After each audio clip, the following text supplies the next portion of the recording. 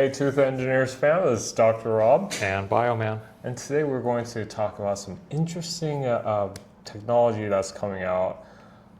It's been getting a lot of hype and it's starting to enter the US market. It's Curodont.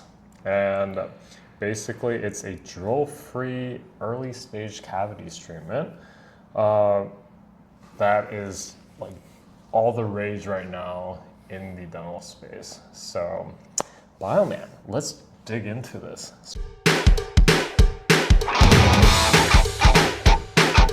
So, drill free. That's like the scariest part of a dental office, like, you know, a high-speed drill in your mouth. Mm-hmm. Scary for us too, by the way. But, I wouldn't want to drill in my mouth, that's for sure. But it's just, I think that it's fascinating, right? So these two Swiss dentists, they the Abavardi sisters, it seems like, mm-hmm. they found a way to like deliver these peptides and fluoride, and that's supposed to penetrate deeper into the enamel layer. Mm-hmm. And I find this very fascinating that like they seem to have done some experimental studies, and they have some legitimate scientific papers out on how this peptide P11-4, so mm-hmm. that's the self-assembling peptide sap. And it's for like white spot lesions and like early stage cavities in the enamel layer. So yeah. E1, E2 dental caries are the ones that seem to be able to like repair itself after this is applied. Mm-hmm. And they're saying that compared to traditional fluoride varnishes, this does a way better job. Yeah. So no, this is fascinating because it has a lot of venture backing right now too. And what was it, Apollo that backed them, or? I believe so. Okay. Yeah, but like I think they got an infusion of like 100 million or something. I can't remember. Like it's they're growing absolutely. But the science is fascinating. But I think, you know, for the purposes of the tooth engineers, like we just wanted to like dig into the concept of, is this regeneration? Right. Yeah. And, you know, even when we talk about articles on regeneration, I sometimes scratch my head trying to define what regeneration is, since so many, you know, different groups now in the dental field are creating technology so recently and demonstrate regeneration in different ways. I mean, this paper and the Hassan paper we spoke about several months ago both demonstrate regeneration in different ways, right? Yeah. I mean, one really getting, you know, in depth about this idea of epitaxial mineral growth, and how the minerals have to align a certain way using their new peptide. Whereas, you know, we're looking at the SEM images of this article, and sure, there is evidence of enamel growth, but alignment might be a different question here. So perhaps you could say that regeneration has different levels. I mean, the most important thing at the end of the day is what works most functionally in the patient.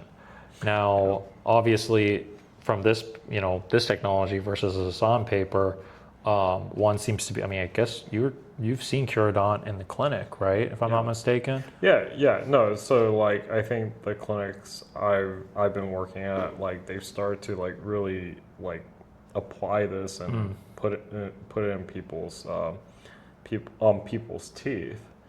It's just for me, like, you know, when I got into the tissue engineering space, the concept of regeneration was replacing lost tissue structures. Mm-hmm. Right. But the thing is, like, when a tooth has a cavity, technically it's not lost tissue. It's just like it's the structure is breaking down. So I guess it's a gray area where, okay, like you, like, because in some ways, like some people may consider this a enhanced fluoride varnish. And the thing is, so like you're So able, not that much different than like a Sensodyne. yeah, because well, Sensodyne is different, but the thing is, the point is like the fluoride, right? Hydroxyapatite is the main mineral content of teeth, bone and teeth. But like now, like if the cavity compromises a certain part of the tooth structure, the fluoride comes in, and then that fluoride is able to form a structure called fluoroapatite, right? Fluorohydroxyapatite. So like the fluoride portion of it is coming in, and like actually the fluoroapatite. Crucify me all you want. I'm saying it wrong, but it's actually stronger than the hydroxyapatite. So like the composition of the tooth structure changes, but it's healed, right?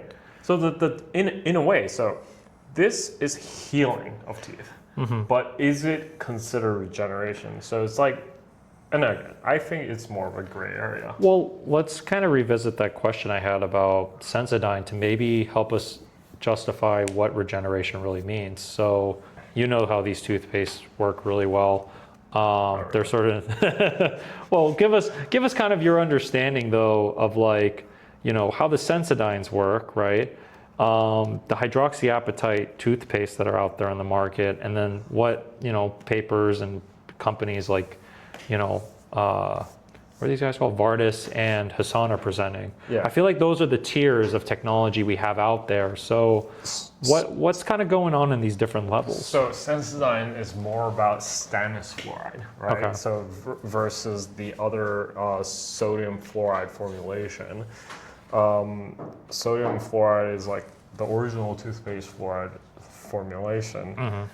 The interesting thing about stannous fluoride is that formulation helps plug up the exposed dentin tubules. So it's kind of off topic, but like that really, like there is I use Sensodyne, not promoting this product, by the way. I like it, but you don't have to like it. The thing is though, like the stannous fluorides, there's literature on it that shows that it does help decrease the sensitivity of teeth. So a little bit different. But like the fluoride varnish concept is basically applying this material on the tooth.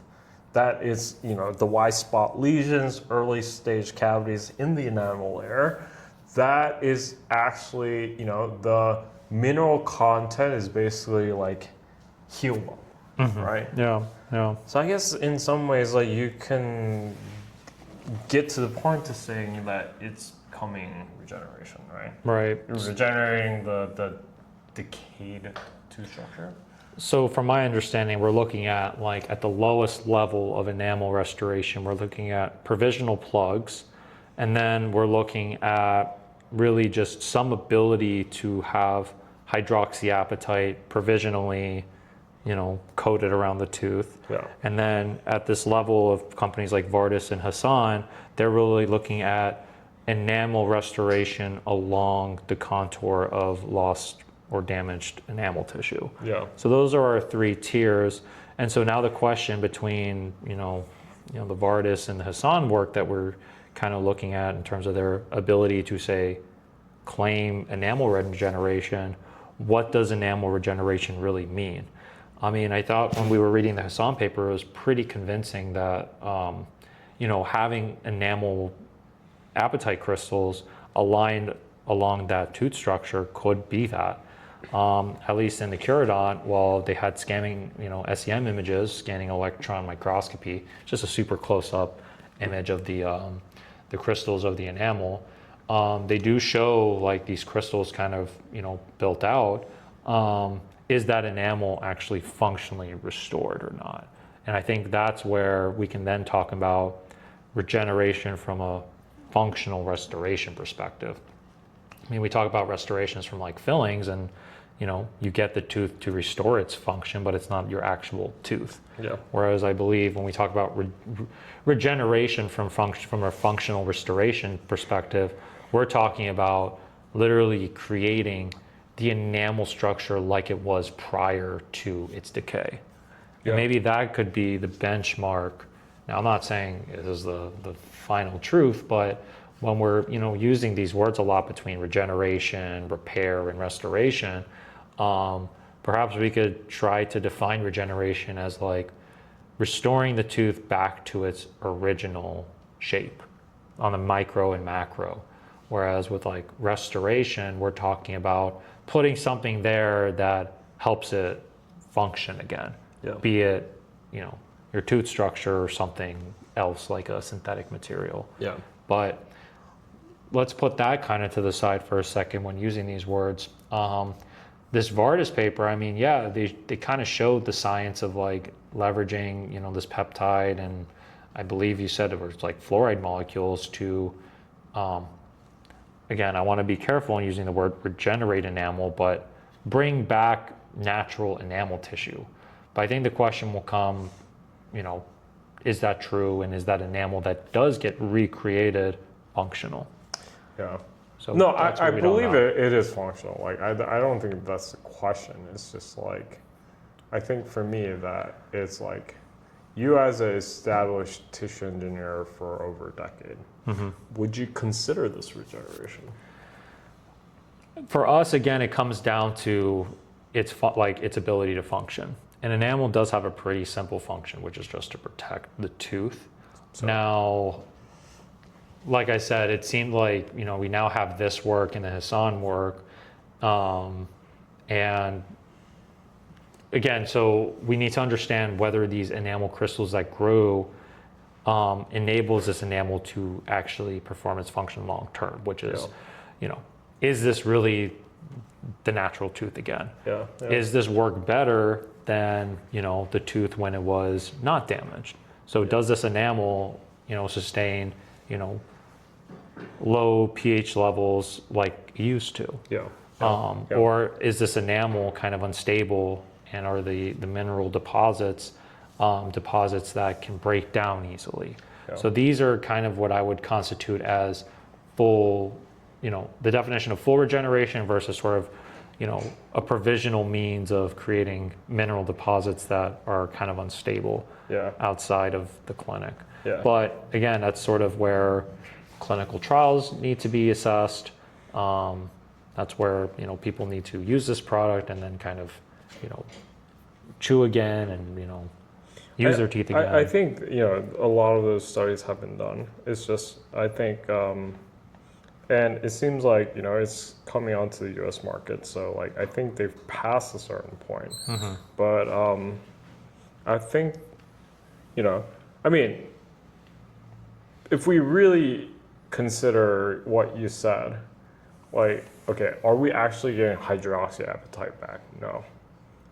It's probably fluoro like hydroxyapatite. I see. Fluorapatite. But that's kind of where then that final tier of what we define regeneration as. Yeah. We're not actually regenerating, we're essentially restoring. Yeah. We're creating a synthetic byproduct in the tooth, which is this fluorapatite. Yeah. Which but the field still consider that like it's your natural, right? it's like a pseudo-natural replacement, but it's not actual hydroxyapatite. Yeah. It's like you said, fluoroapatite, which a lot of folks out there that talk about fluoride, they don't really like it, but from a purist standpoint, it's not regeneration. But I feel like if you have a looser definition of regeneration, it could be categorized as regeneration. And I think what's most important is, we have this definition as scientists, but in the market and for patients, as long as this stuff is safe, effective, and allows patients to chew, use their teeth again, and have no long-term consequences, we really care about that more than anything. So, and I think that's the point of tissue engineering, is to make sure that the products that are being made is able to be like help restore the lost function of the tissue structure. That's Exactly. the point. So I think, no, seems like a great product, but I think, in a future video, let's probably look into vetting the scientific literature behind this. Oh yeah, for sure. This technology. I think there's something here that, we can all learn from. So no, we'll put that up in a future video and really go through the science behind this one, because this is something that should be monitored. I think there's some good work here, but we'll do our due diligence with it and then get back to you with all that content. But I think that's enough of us blabbering about this for today, right? Yeah, I would think so too. Yeah, well, it's been real, guys. It's been Dr. Rob. And Bioman. See you guys next time.